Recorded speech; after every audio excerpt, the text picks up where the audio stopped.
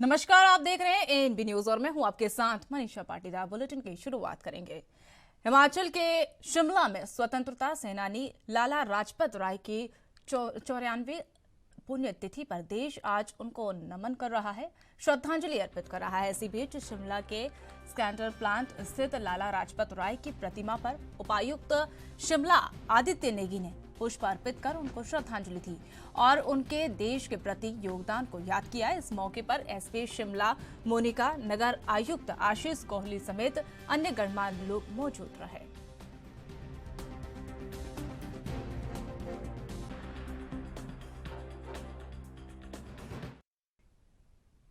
बेटियां आज हर फील्ड में नाम कमाती है, तो हम बात करें हिमाचल की तो वहां पर 22 वर्षीय बेटी अनन्या धीमान भी बचपन से खाना बनाने का शौक रखती थी और जब परिवार की प्रशंसा मिली तो अनन्या ने खाना पकाने में ही भविष्य बनाने का मन बना लिया। बचपन से ही लक्ष्य तय कर लिया था और अब लक्ष्य कैसे पाया जाए, इसके लिए तकनीकियों को बारीक से सीखना जरूरी था, जिसके चलते अनन्या दिल्ली चली गई और वहां उन्होंने प्रोफेशनल शेफ कोर्स किया और अनन्या धर्मशाला के श्यामनगर में अपना खुद का कैंडी कैफे के नाम से रेस्टोरेंट संचालित कर व्यवसाय करना शुरू कर दिया। हिमाचल के कांगड़ा घाटी में मौसम की मार से चाय उद्योगपतियों को काफी परेशानियों का सामना करना पड़ रहा है और उनको काफी नुकसान भी उठाना पड़ा। अप्रैल से जून माह के मध्य तक बारिश न होने के कारण इस साल अपेक्षा अनुसार उत्पाद की उम्मीद नजर नहीं आ रही है। बात करें धर्मशाला की तो चाय उद्योगपतियों की तो वहां पर पिछले साल की अपेक्षा 2000 किलोग्राम उत्पाद की वृद्धि की संभावना है। बारिश न होने के चलते कंपनी प्रबंधन को 1,40,000 किलोग्राम चाय उत्पाद की उम्मीद है, जबकि पिछले साल 1,37,900 उत्पाद दर्ज किए गए थी।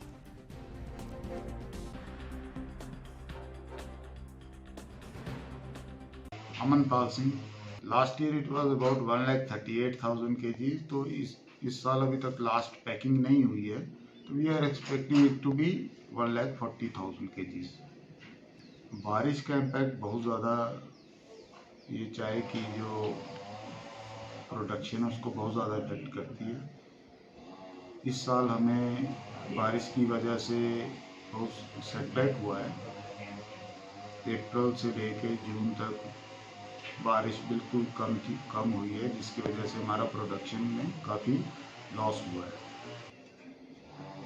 ज़्यादातर डिमांड जो हमारी यूरोप से ही आती है, मेनली फ्रांस, जर्मनी, नीदरलैंड्स, ये 3 कंट्रीज हैं जहाँ से ज़्यादा डिमांड आती है। तो वहीं पे हमारी चाय यहाँ से हम लोग डायरेक्ट एक्सपोर्ट करते हैं। कम कोई 15 से 20% इंक्रीज हुआ है एक्सपोर्ट में as compared to last year. Labour कुछ तो यहाँ की है, तकरीबन कोई 30% लेबर जो है वो हमारी यहाँ की है, लोकल लेबर है। बाकी 70% लेबर है जो बंगाल के जो टी बेल्ट एरियाज हैं। नगर निगम शिमला ने बर्फबारी को लेकर कमर कस ली है। नगर निगम कमिश्नर आशीष कोहली ने जानकारी देते हुए बताया कि नगर निगम के तहत आने वाली शिमला की सड़कों पर बर्फ हटाने का काम सबसे पहले किया जाएगा, जिसमें एम्बुलेंस रोड को जल्द साफ करने की जिम्मेदारी रहेगी। इसके लिए नगर निगम 100 कर्मचारियों समेत अन्य लेबर भी रख रहा है। इसके लिए नगर प्रशासन ने टेंडर भी भर दिए गए।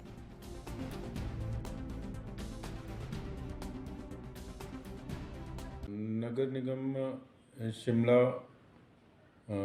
लगातार प्रयासरत रहते हैं कि जैसे ही स्नोफॉल हो तो कम से कम जनता को असुविधा हो और जो भी कार्य हैं उनको हम इमीडिएटली करें। उसमें जैसा कि जो इंटरनल रोड्स हैं शिमला एमसी में वो नगर निगम ही देखती है और स्पेशली जो हॉस्पिटल के रोड्स हैं उनको हमारा खुलवाने का सबसे पहले प्रयास रहता है, जिसमें कि आईजीएमसी वाला रोड है और लेडी रीडिंग हॉस्पिटल के लिए जो रोड है उनको खुलवाया जाएगा। इसके लिए हमने अभी से ही प्रयास स्टार्ट कर भी दिए हैं और हमने हमारे पास 100 के आसपास तो अपनी लेबर है जिनकी ड्यूटीज़ लगाई जाएंगी और जो बर्फ़ को हटाएंगे। इसके साथ साथ हम एक्स्ट्रा लेबर भी हायर करते हैं, खान लेबर, और उसके लिए भी टेंडर लगा दिया गया है। लेबर एक्स्ट्रा हायर की जाएगी। इसके साथ साथ हमने जो स्ट्रेटेजिक पॉइंट्स होते हैं कहीं पे जहाँ ज़्यादा स्लिपरी होता है या बर्फ़बारी ज़्यादा होती है, वहाँ सैंड और मिट्टी को भी रखा जाता है, जिसको फिर स्प्रेड किया जाता है ताकि स्लिपरी ना रहे ज़्यादा। उसके लिए भी टेंडर कर दिए गए हैं। और जो हमारी मशीनरी है वो तो जितनी अवेलेबल एमसी के पास मशीनरी है वो तो स्नो को हटाती है। इसके साथ साथ और मशीनरी के लिए भी हमने टेंडर कर दिया है और एज़ पर रिक्वायरमेंट और मशीनरी भी हायर की जाएगी ताकि स्नो को जल्दी से CASA Church's Auxiliary for Social Action के माध्यम से सामुदायिक आधारित आपदा प्रबंधन पर आयोजित राज्य स्तरीय प्रशिक्षणकर्ताओं के द्वारा 2 दिवसीय प्रशिक्षण शिविर का आयोजन आज समाप्त किया गया और व्यास कॉम्प्लेक्स में आयोजित इस कार्यशाला में प्रदेश के 41 प्रशिक्षण कार्यकर्ताओं ने भाग लिया। वहीं इस कार्यशाला में आपदा के कारणों, बचाव के रास्ते और आपदा के दौरान हुए घायलों की मदद करने गुण सिखाए गए हैं। तो वहीं प्रदेश भर में हुई आपदा के मुख्य घटनाओं की जानकारी देते हुए इस तरह की आपदाओं से निपटने के लिए रास्ते भी बताए गए हैं। वहीं इस कार्यशाला में प्रशिक्षण प्राप्त करने के बाद प्रशिक्षु ग्रामीण स्तर पर लोगों को भी आपदा से बचाने के लिए जागरूक करेंगे।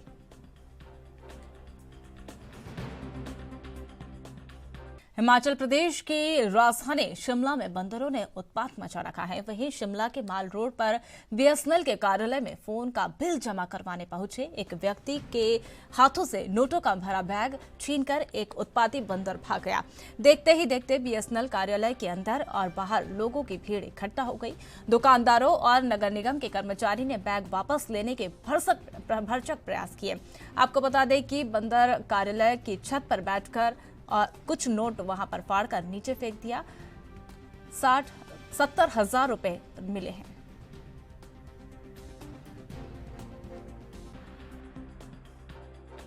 आज हमारे पास एक सब्सक्राइबर आया जो हमारे पास टेलीफोन का बिल जमा करने आया था और वो साथ में उसके कैश भी था, कोई और जगह जमा कहीं बैंक में करना होगा उसने। तो वो जैसे ही बंदर बाहर से आया और उसका वो कैश उठा के ले गया। और हमारी जो बीएसएनएल की जो सबसे ऊपरी वाली मंजिल एटिक है, उस एटिक में वो बैग लेके गया। फिर हमने अपने स्टाफ को बताया तो वो एक साथी हमारा गया, हमारा एम्प्लॉइज था, तो हमारे पास एक एयर गन भी है, उसके साथ उसको डराया गया।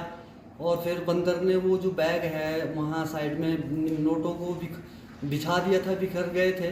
तो कुछ पैसे बेचारे के वो बंदरों की वजह से नुकसान हो गया। पता अभी हमें मालूम नहीं भी कितने पैसे जो है वो उसको नहीं प्राप्त हुए।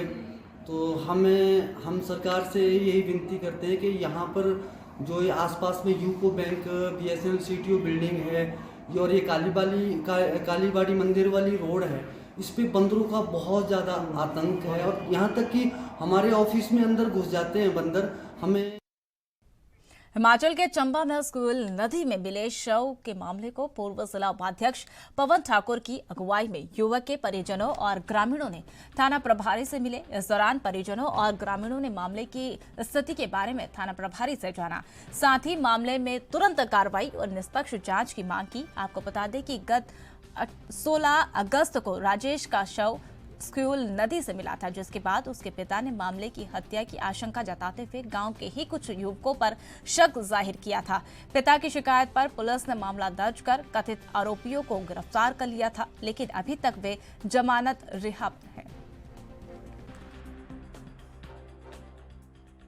कि आज क्यार थाना में थाना प्रभारी से मिलना हुआ और गत माह जैसे 16 अगस्त को सिउल नदी के किनारे जो राजेश कुमार की का जो शव था वो संदिग्ध परिस्थितियों में पाया गया था।